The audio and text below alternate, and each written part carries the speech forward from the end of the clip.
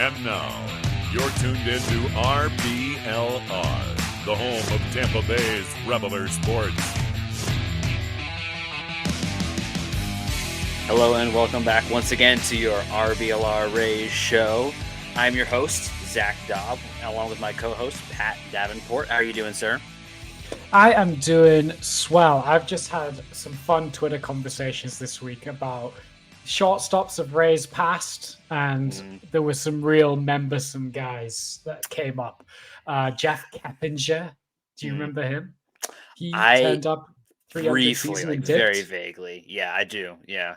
Yeah. My guy that I always remember is Adeiny Echeverria. Do you remember Adeiny Echeverria? I just remember because he looked so good fielding, and then he just like could not hit at all. But he looked really good on the fielding side of things. And if you want to continue to see this group of guys, these two of us that look really good talking, you should like and subscribe and continue to be a part of what we're building here at the RBLR Rays network here. We just added a new show just recently. You should guys go check it out. It's awesome. We're continuing to add new stuff, add new content, grow this awesome brand that we're here for. And the only way we can do it is if you guys are here with us. So keep sticking around, keep liking, subscribing, sharing, spreading it around to your friends. It means a lot to us every time you do it.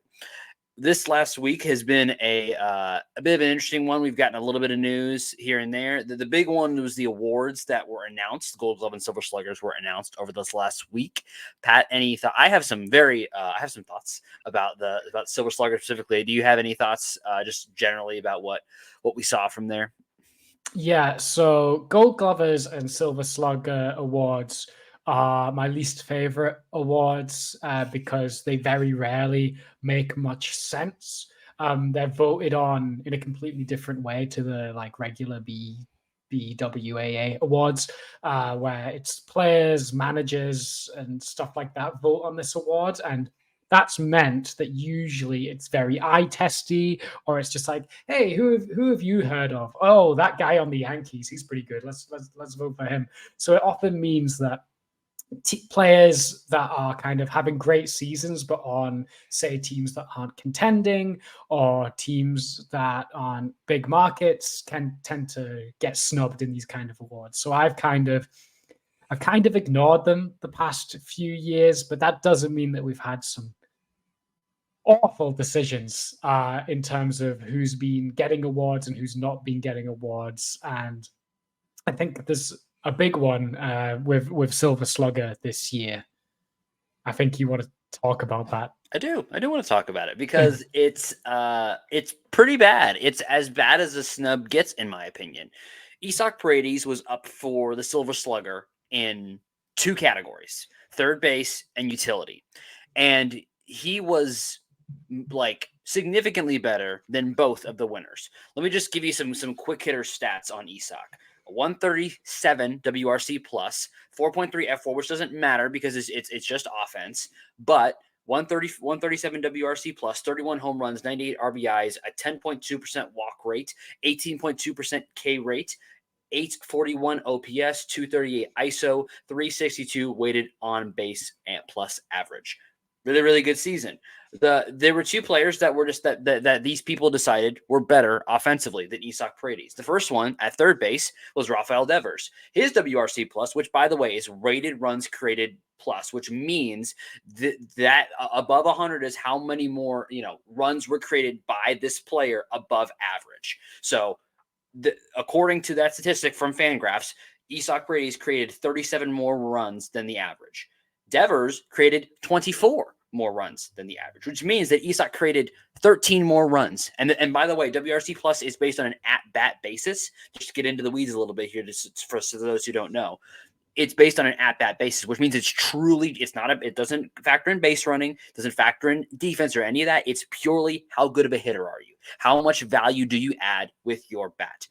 And according to Fangraphs, Isaac added 13 more runs than Devers did.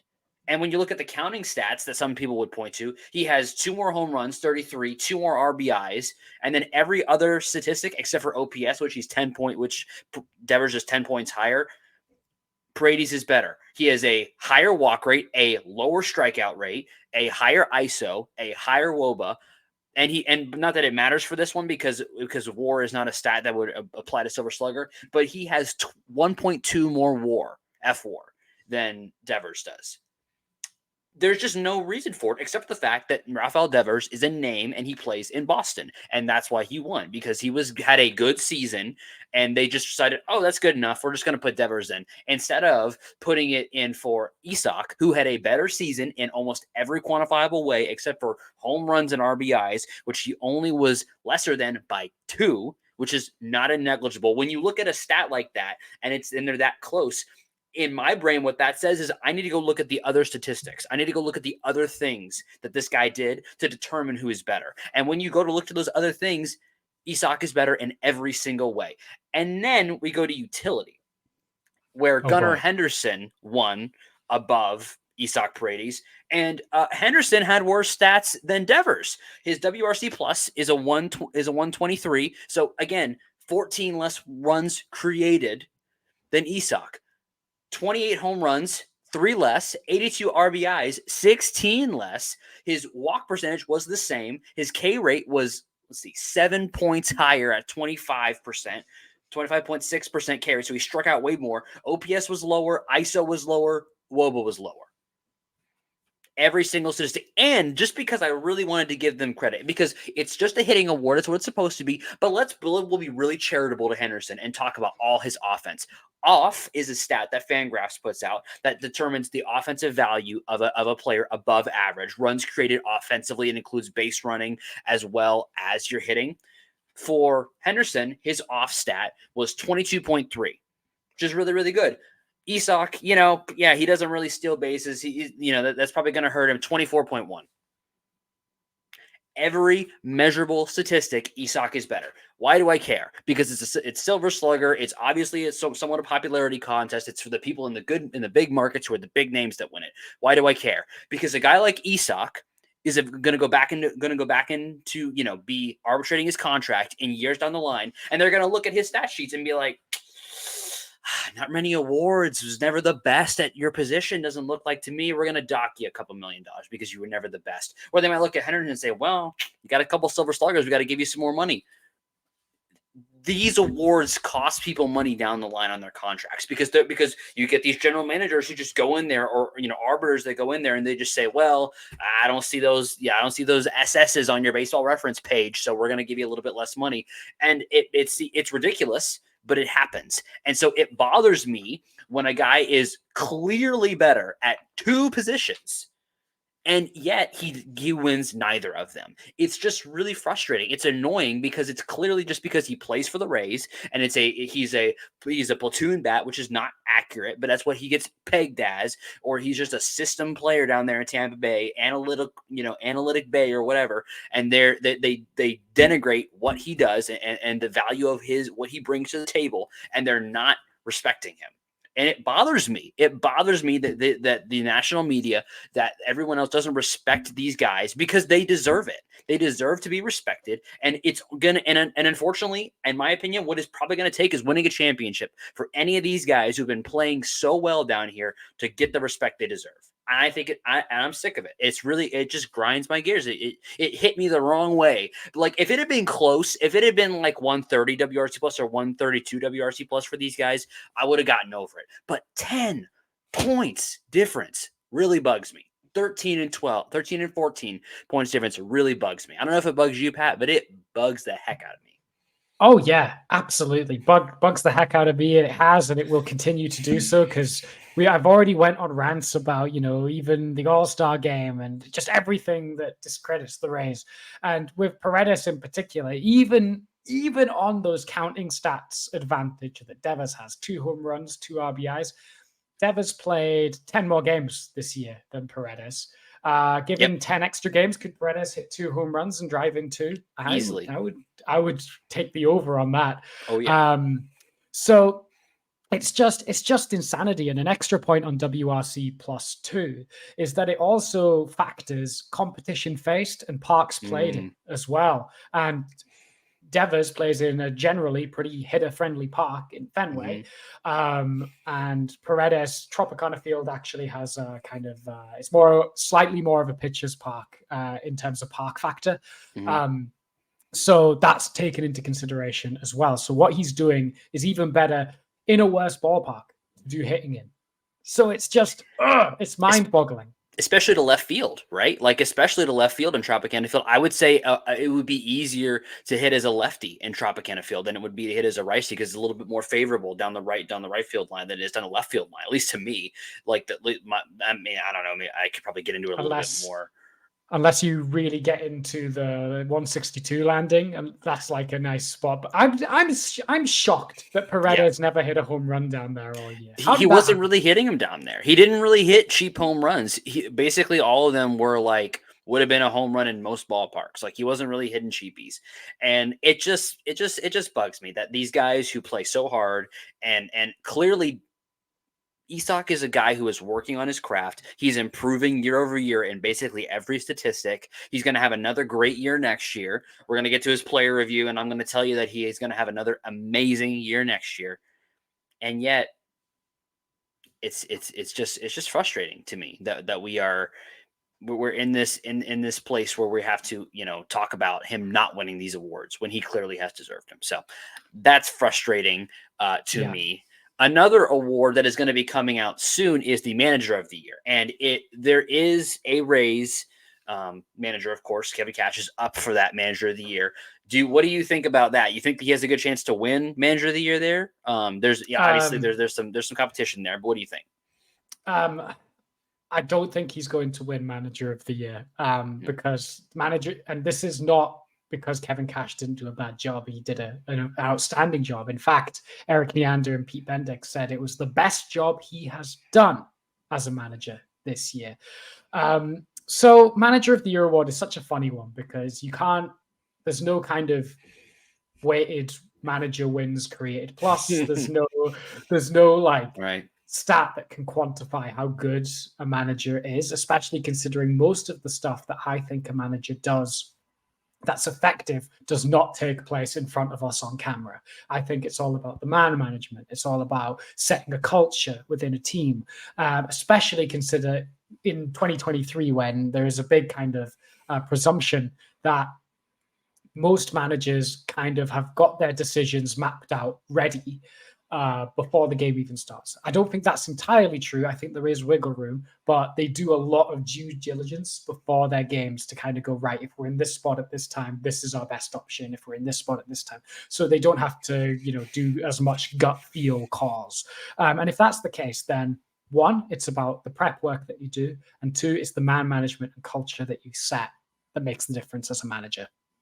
Kevin Cash had to deal with more than ever before in a Rays season, I think, with the amount of injuries that he sustained to the starting rotation, with the Wander Franco situation. There were actually two Wander Franco situations this year. One was significantly lesser now that we know about the second one. But the first one was a key moment of man management where Wander Franco was slumping. He was getting very heated and being a bad presence in the clubhouse. He was getting difficult for other players to be around. So he sat him down, talked to him and said, listen, this is not how we do things here. This is how we do the best by our teammates. This is how we do the best by our team as a whole. This is how you be productive. This is how you have a healthy mindset as a baseball player where you are going to have ups and downs. You're going to ride the bench just so you realize that that's not how we do things here for a couple of games. And then what happens? He comes back, the slump is over, and he's fine. And then, of course, who knows the kind of effects that rippled through the clubhouse in August when the second Wander Franco incident occurred. But do you know what happened? We actually played a really good stretch of baseball off the back of that thing happening. We actually went something like 8-2 in our next 10 games, which again is the culture that he's setting, the way that he and his coaching staff put all the players in that clubhouse in the best possible position to succeed. And even when there is that horrible cycle of particularly pitches coming up and down, or like you're coming up, you're going to pitch 5 innings and then get DFA'd, whatever. No person who has played for the Rays in 2023 or as long as Kevin Cash has been the manager and has said a bad thing about the clubhouse or about the culture. They have always said they have felt looked after. They've always felt like they've been put in a position to improve and succeed, and that they always knew what the plan for them as an individual player was and how they are going to benefit the team. That makes Cash a phenomenal manager. Now, he is going up against Brandon Hyde of the Orioles and Bruce Bochy of the Rangers. Now, this is a regular season award. Not a postseason award. Yeah, the votes were cast before the postseason even started. So it would have had zero factor. Bruce Bochy, I think, is a non-factor in this. I think he will be third, purely because I've said it a million times, but the Rangers did not play good baseball down the stretch, and they blew the division on the last day. Would you vote for someone who blew the division on the last day of the season without knowing what's happening in the playoffs? No, probably not. Probably not. No, that's like, imagine voting Terry Francona for Manager of the Year in 2011. You know what I mean? Yeah. So anyway, so take him out of the equation. Brandon Hyde and Kevin Cash. The easy scenario, and I think the most likely scenarios go, well, the Orioles were actually forecast to be worse than the Rays this year, and they actually were better than them by 2-3 games and won the division in an extremely tight one. They won over 100 games. The Rays were really good, but the Orioles were even better, even though the Orioles were projected to be worse. So therefore, Brandon Hyde is a better manager. I would fundamentally disagree.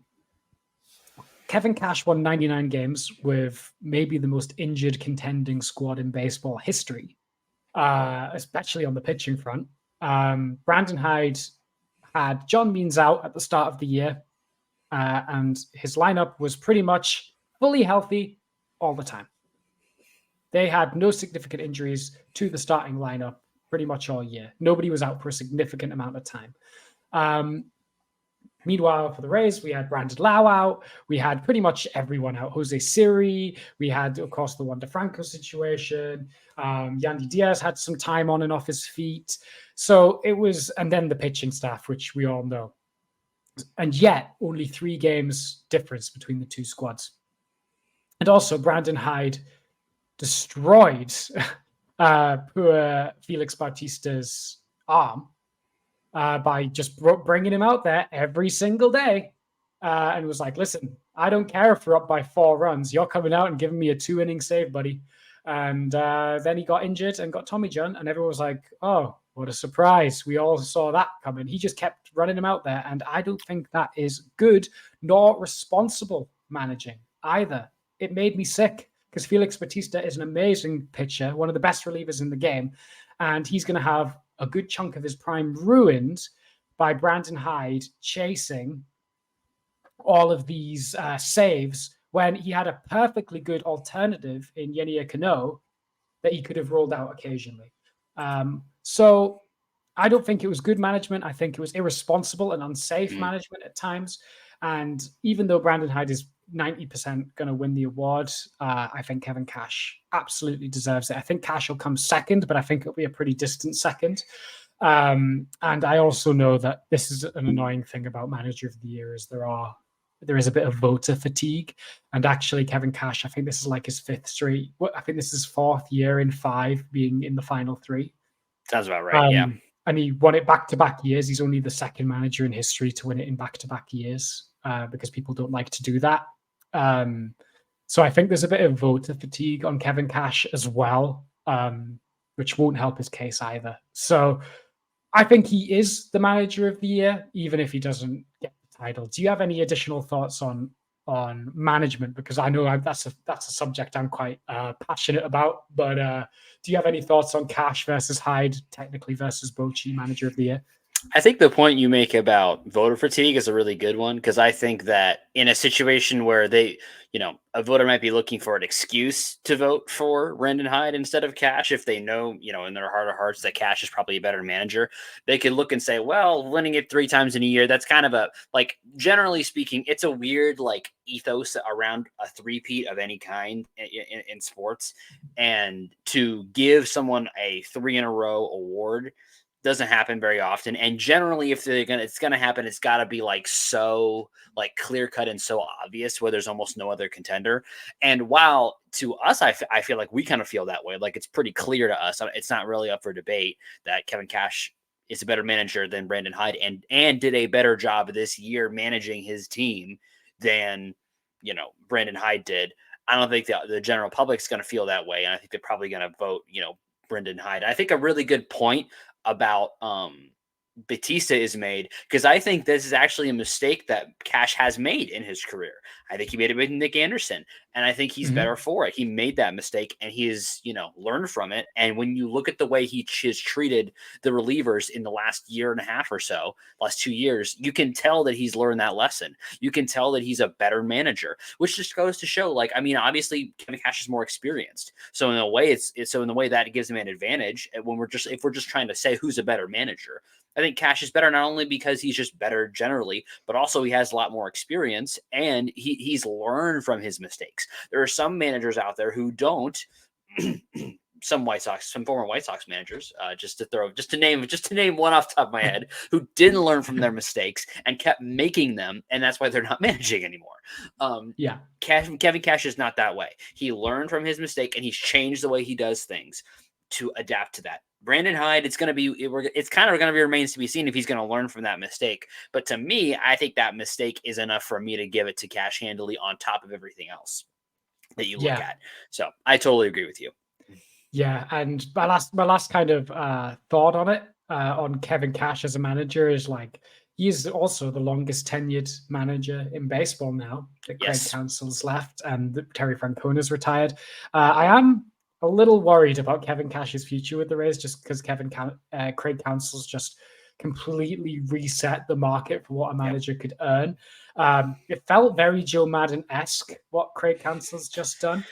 And I'm worried about Cash maybe earning a massive sack of money somewhere else. So I'm like, we need to hurry up and extend that guy real soon. I agree. And I think that they would be foolish not to. I think it would be a grave mistake for Stu Sternberg at the top of the organization to say, well, we could just plug anybody in there and we'll be fine, because I don't think that's the case. I think Cash as a leader of men is something you do not replace easily. I mean, I think that I'm sure there's a good pipeline of talent, from Durham all the way up, of really good people. I don't doubt that. But when you have a true leader of men, those do not grow on trees. They just don't. So I feel the same way as you. They need to make a move now and just lock him down, because you do not want to get into a bidding war with, one of these, New York teams that's going to churn through another manager, or one of these other big market teams that will be looking for a manager when they inevitably churn through somebody else. You don't want to be in that scenario. So hopefully they make the right decision and put Kevin Cash on the top of the most paid managers list sooner rather than later. Absolutely. So bouncing off of that onto our question of the week from last week, we asked all of you, Pat specifically asked on Twitter after we asked on the episode, asking y'all, what do we think we should do at shortstop in 2024, assuming Wander's not coming back, which is kind of where we're at right now. You gave 4 options on there. They were riding with Taylor Walls, giving Basabe a chance, Junior Caminero season, or someone else. And the fans, they had a pretty strong opinion of those options, and that was Junior Caminero season. That is what they said. What is your thought on that choice? Yeah, it was an overwhelming majority in those polls as well. If you guys want to be part of these polls where we ask our question of the week, be sure to give me a follow at Depressed Rays on Twitter. And I'm UK Rays boy, and you can see it down there. But yeah, it was 75%. 75% said Junior Caminero season of those that replied. And that is a huge majority. That is like a lot consensus. If this was in Parliament, we'd be passing that as a Bill of Rights. Yep. So Junior Caminero's opening day shortstop is the proposition there. Love the enthusiasm. Don't think it's quite there yet. There's a lot of promising signs about Junior Caminero. such as his raw power, the ability to just mash the ball whenever he hits it. I think he's showing, considering where he was at the start of this year in terms of level wise, he's showing a decent eye at the plate. He has competitive at bats. He does hit the ball into the ground a lot from what we've seen at the major league level, and he's still not played a game at AAA. So is it that he skipped AAA? Yeah. That's correct. So, he has not played a game. He's not played a game. So I think there's a bit of seasoning there, and he showed the odd good defensive play in the field, but most of them came from third base. The Rays were really reluctant to put him out there at shortstop, which is a really telling sign about how they value his fielding right now. He's just lacking in reps, both at the plate and in the field, to be a regular major league shortstop. I think. I don't think I don't dislike Junior Caminero, but I think it would be detrimental to his long-term development to have him as the opening day shortstop. I think we should. I mean, if he has a monster spring, maybe he forces the conversation. But for now, I'd say stick him in AAA, give him a few more reps where he can definitely play every day, and then call him up maybe mid-season if he's showing promise. But I'm not quite 100% sold on calling him up straight away. There are lots of horror stories of calling people up too early and then it flattens their development. And I don't want that to happen with Junior because he's got huge potential and a lot of great tools. And I want to do right by him by not rushing him. So I'm not thrilled about giving him the opening day job. But then again, I'm also not jazzed about Walls and Basabe either. What do you think, Zach? So the point about not stunning his development, I think, is a really good one, especially because if you're starting him at shortstop opening day, we've talked a lot. We were talking about the hitting side of things. He's got to go out there and play shortstop every day. That's not easy to be the starting shortstop for a major league organization. Not easy to do, especially one that has championship aspirations every single year, as does the Rays. There's a level of, standard at that position, especially recently for the Rays. There's a standard of that position, and from a defensive perspective too. So that's a lot of stress to put on a young player. I don't know that sticking him out there and saying, go for it, kid, it's the best thing to do. I think we've seen that, just all you have to do is look, up the road in the AL East to New York to see what putting players in positions when they're not actually ready for, too early can do to them. And they have a couple players. Volpe kind of recovered. Peraza has not, they may have wrecked him. It hasn't looked good. I know Volpe won a Gold Glove by default because the person who should have won the Gold Glove was not available for the award. But it was not a good season offensively from Volpe at all. He got a little better towards the end, but I think Caminero is a better hitter than Volpe. But do we really want to see a season like that from Caminero when we just don't need to? You just don't need to do that. You can put Walls and Basabe out there and let Caminero cook a little bit more in Durham, if you're going to put him out there, he'll be a rookie. Rookies, as Ben is always want to say, rookies are bad at basically everything.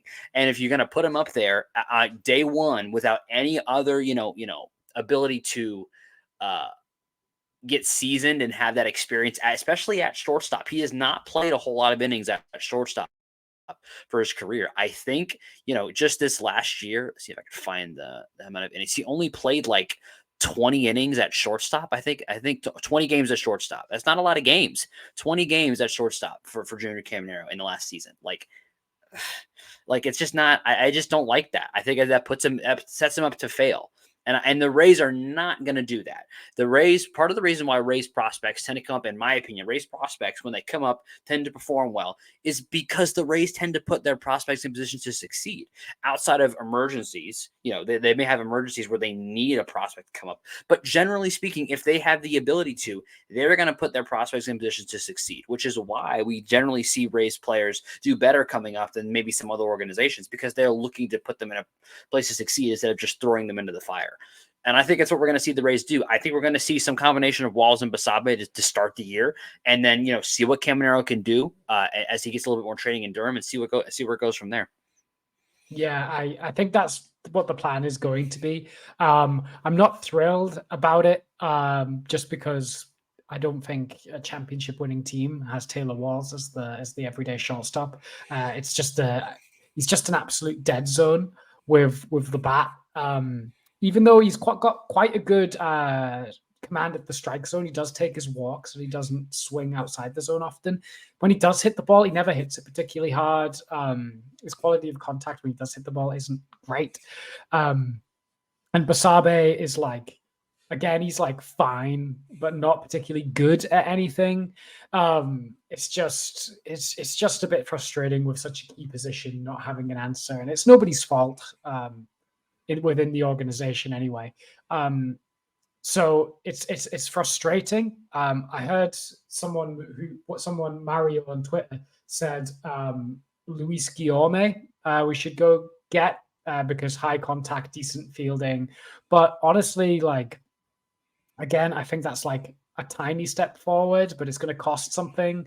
So it's just tough. It's just tough because if you're going to make an improvement on Walls and Basabe, you're going to need someone who's a 3-4 win player, and they don't come easy, especially at that position.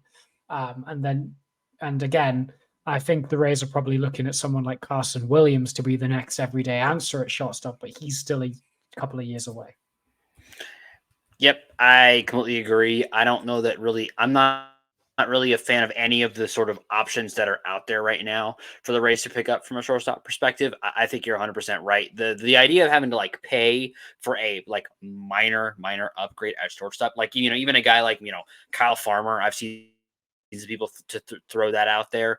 The upgrade over Walls is just he's a league average bat and a good fielder, and he gives you about 2 WAR.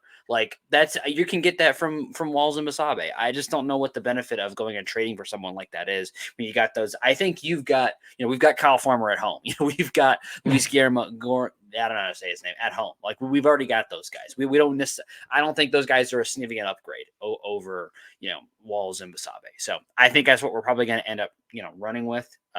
So it just sort of is what it is. We are going to be, guys don't go anywhere. We are going to still be asking a question. That's going to come later in the episode. But if you are out there and you are seeing that, let's say you just lost your favorite shirt, and I'm not going to expand the analogy anymore. Let's just say you don't have it for whatever reason. You do not have your favorite shirt anymore, and you are looking for a new favorite shirt. And, from the Rays perspective, they don't have an easy way to upgrade. You have a very easy way to upgrade, and that is to go to shop.rblrsports.com, where you can get 10% off of everything that you want to buy. There are some great shirts. There's some hats on there that are pretty awesome too. So if you need to make an upgrade to your wardrobe because you've lost your 6 WAR shirt, go ahead and get a shirt or hat or whatever you'd like at shop.rblrsports.com. 10% off everything with promo code FLAPPY. And go ahead. I was going to say, I couldn't think up an awful comparison for what you would have in the same way of drip like a Rays tank. But what I would say is that you should buy your shirts now before Zach gets a Trask Train shirt on the store. Believe me, I think Baker's not been playing. We're recording this on Sunday around 2:30 in the afternoon Eastern time. Baker's not been playing well. The Trash Train is still accepting tickets. We are still selling tickets for the Trash Train. It's not too late. And don't take this away from you guys, because this is literally the only joy I have in football right now. The Gators suck. The Patriots suck. It's terrible for me. I don't even know why I'm watching football anymore. But one thing I do want to watch is I want to watch Remy Bunikevich, who was on here as a guest. How you doing, Remy? I'm doing great. How about you guys?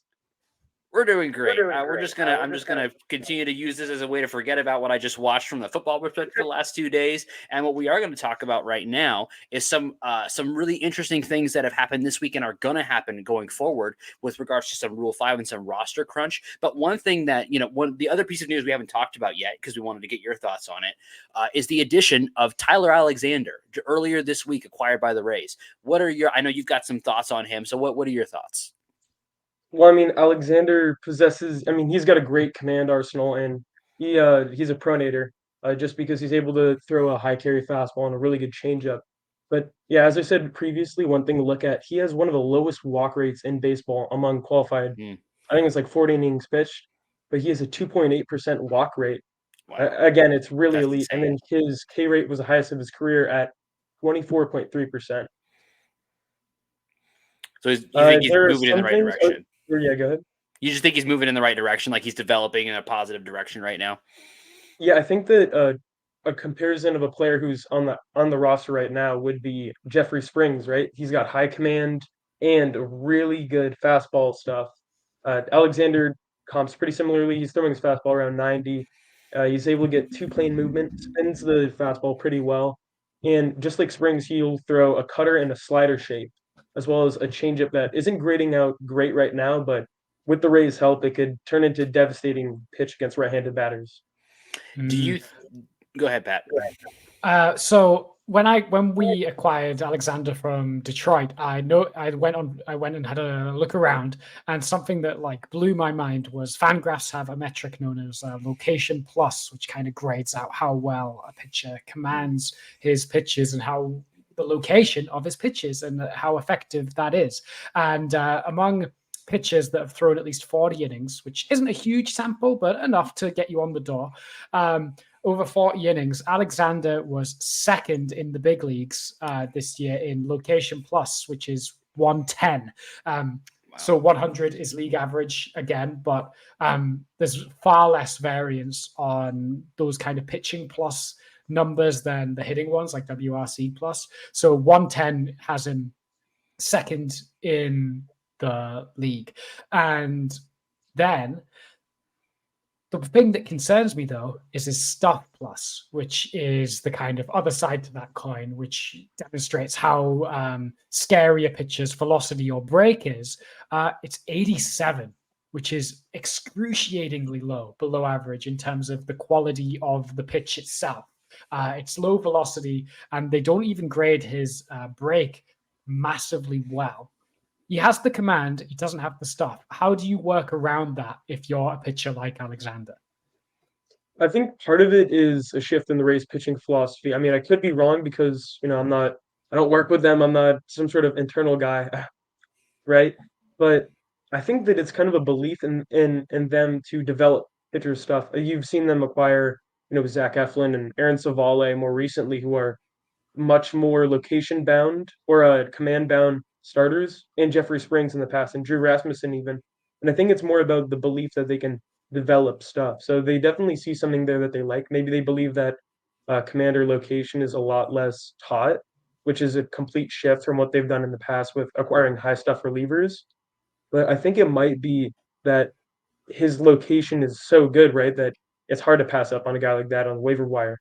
And then coupling that with the belief that a couple of very slight pitch shape tweaks, I think they could maybe like get the slider to be thrown harder, or seam shift wake the changeup, or add a splitter, something to complement the fastball.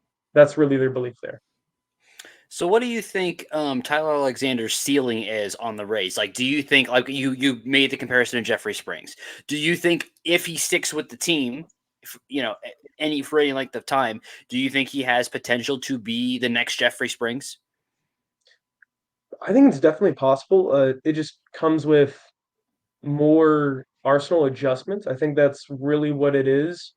Already, just the fastball quality is really, really good, and that's what Jeffrey Springs had when he started out. The rest of his pitches, like his changeup and slider, were both like league average or subpar. But if they're able to stretch him out, don't see why he can't be, some sort of bulk or the back end starting pitcher guy, or I mean, starting pitcher in spring training for them. So definitely, it could be more. Yeah, and I sort of wonder if, we were sort of surprised by the moving on from Josh Fleming in the offseason that they did. I sort of wonder if maybe Tyler Alexander is the replacement almost for Josh Fleming, like a guy that can come in and like can start if he needs to, but can also throw like 2 or 3 innings from the bullpen. I think maybe we might see a Alexander if he sticks with the team as being a guy like that. I think he has some potential to do something like that. Sort of bouncing off of that, one of the reasons why we're saying if he sticks with the team is because coming up this Thursday on the 16th is the Rule 5 draft. And in that draft, for those who don't know, Rule 5 eligible players in every organization go into a draft, and they're draftable by any major league team unless they are placed on the 40-man roster. So the Rays will have to make some decisions with some of their Rule 5 draft eligible guys and decide whether they want to keep them on the team by putting them on the 40-man or risk potentially losing them by putting them in the Rule 5 draft. Remy, do you have any insight or any thoughts on what we might see from the Rays in the Rule 5 draft coming up? Yeah, so I think we talked about this briefly before the show. One second to pull this up, but there were some guys that I thought are more interesting. I mean, first off, they signed Alex Jackson to minor league deal. So as I mentioned before, Alex Jackson, because he was signed a minor league deal, can be taken in the AAA Rule 5 draft or the MLB Rule 5 draft. So they might just add him to the roster spot outright, even though he's been dealing with some shoulder injuries. Then some prospects I like, although there are like a ton of guys who are available. I think Austin Shenton, Cole Wilcox, Evan Reifert, they all fulfill different roles, but Shenton, he's a left-handed third baseman, more of a pure hitter, could probably play second base and left field if they need to. And he's a really good pure hitter at the AAA level. Making that jump to the MLB level will make him even better. Cole Wilcox could be some sort of high stuff bolt guy in the future. And Evan Reifert's a reliever that they liked a lot last year as they invited him to spring training, but he's just been suffering with injuries. Mm. Yeah, and the concerning thing with trying to add those guys, so you listed 4 names there, and we currently have a full 40-man roster. All 40 slots are taken with the addition of Tyler Alexander. Who do you think might be the odd men out to kind of find those slots, do you think? Well, as much as I like, like Bruhan and Calvin Fauché and even the newly added Tyler Alexander and Greg Jones and Manuel Margot and Harold Ramirez, I think all of these guys have a real chance at playing somewhere else, especially Bruhan. He's out of options, didn't fare too well at AAA or MLB this year.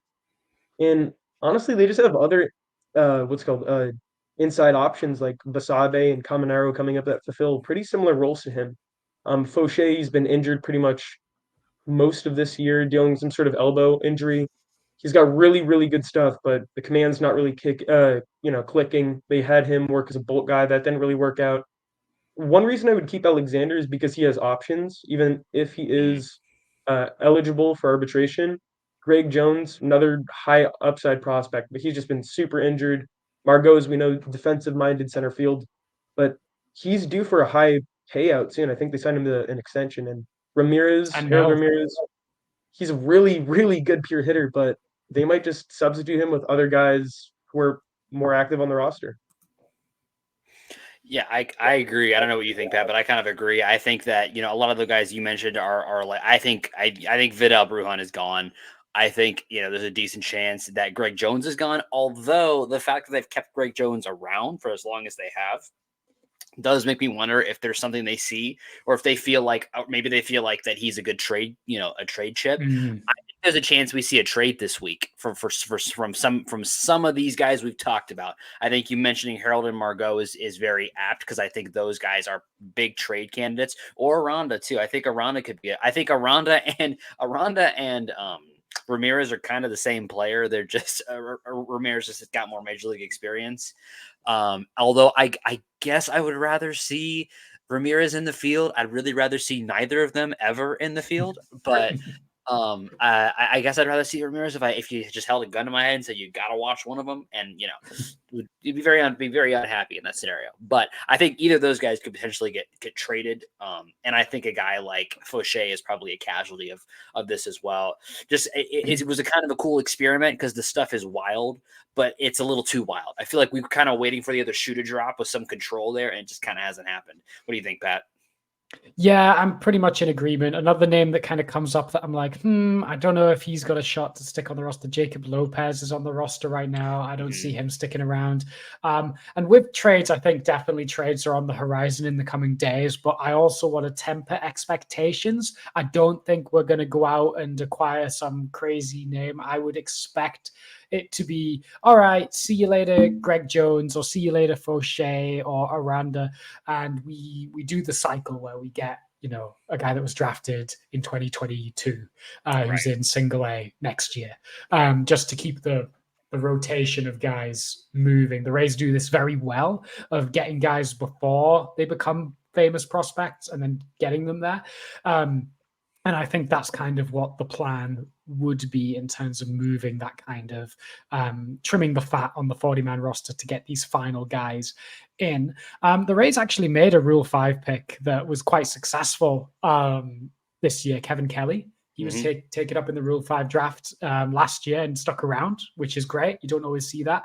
I don't know if either of you guys have done much scouting about names that could be available in the Rule 5 and the Rays could take a shot at. Do either of you guys know? Honestly, not too much. I feel like I've kind of scoured like minor league free agents thus far, so not too much of an emphasis on people who are already on 30 or on AAA rosters. I think that the Rays, I mean, they're always going to look for guys with high stuff, and Kevin Kelly is a mix of high stuff and pretty good command.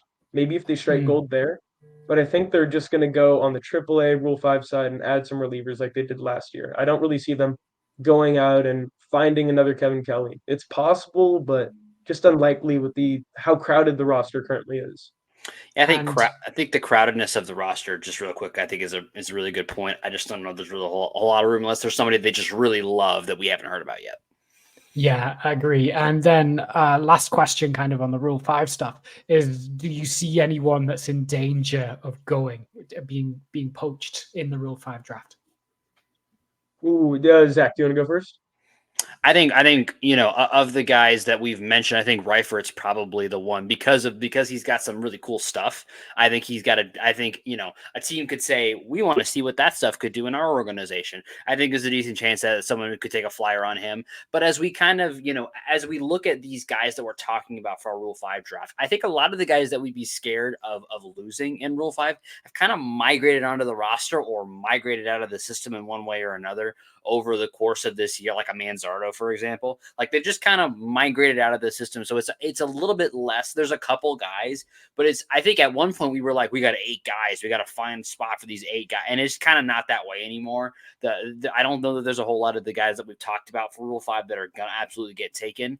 I guess maybe Alex Jackson could get taken. I don't know. I'm not really, there's nobody that I'm like, man, are we going to lose this guy?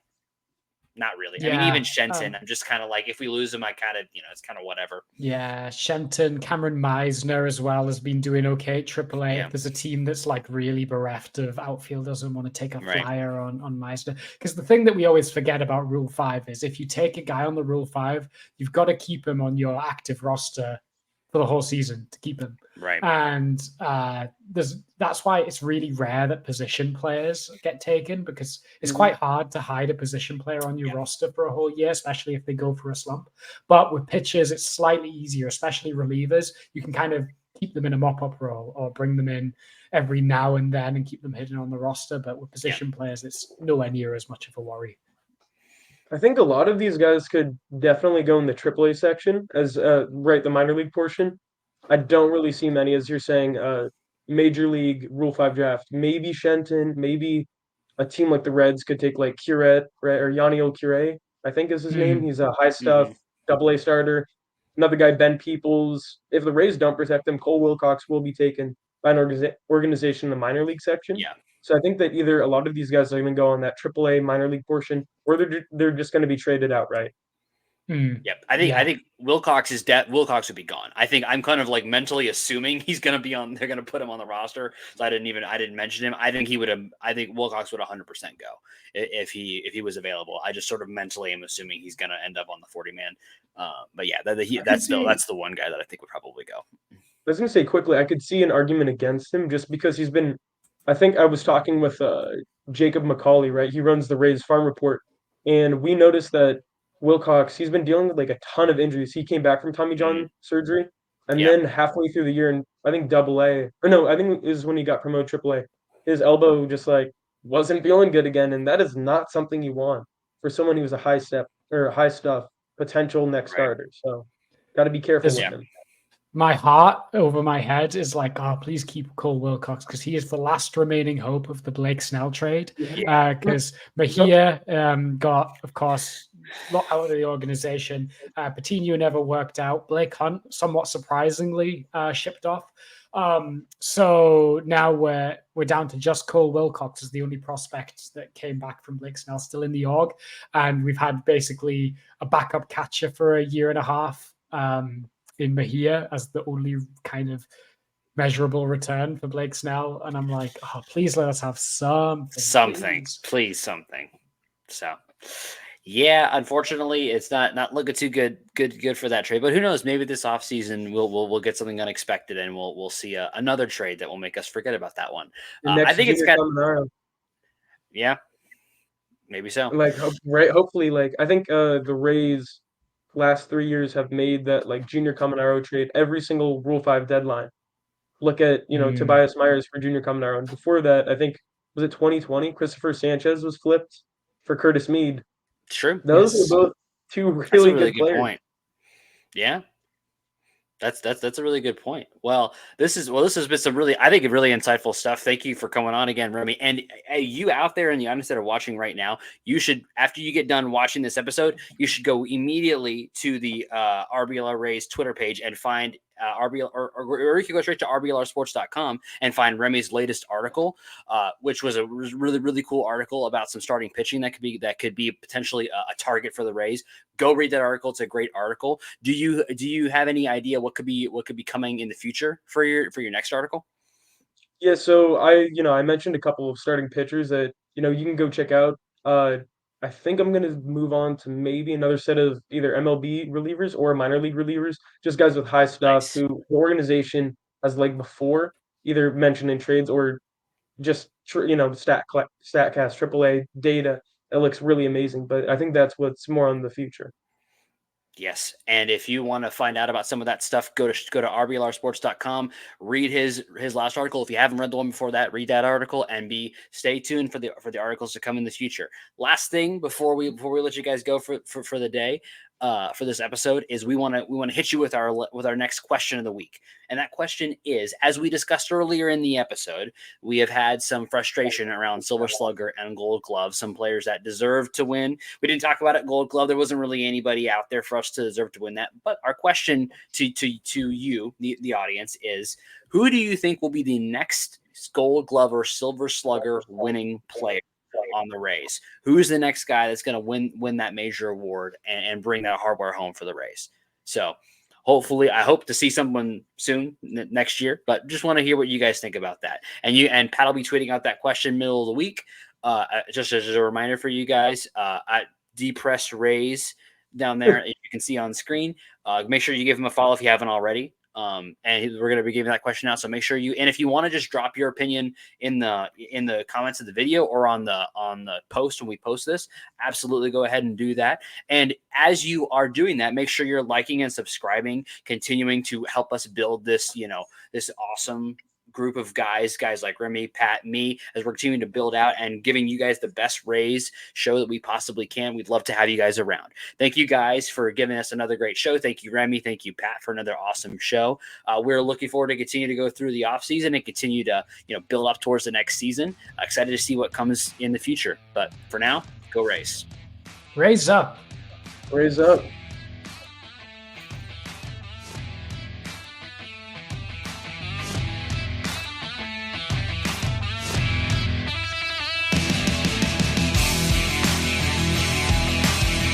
Thank you for tuning into this presentation by RBLR Sports. On your way out of the stadium, please remember to like and subscribe.